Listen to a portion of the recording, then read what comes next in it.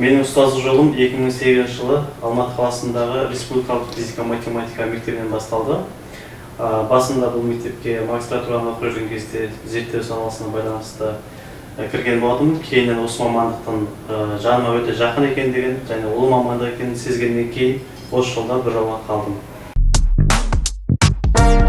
45 минут мен үшін жауапкершілігі өте жоғары кезең. Бұл 45 минутты мен балаларға қызықты болуын, пайдалы болуын және өте мағыналы болуын қамтамасыз ету үшін бар күшімді саламын. Адамда арман таусылмайды. Балалық кезде жақсы адам болуды армандасақ, қазір тәрбиелеп жатқан оқушылар мен тәрбиелеп отырған өзімнің балаларымның болашақта үлкен жақсы адам, жақсы маман болғанын көру мен үшін арман.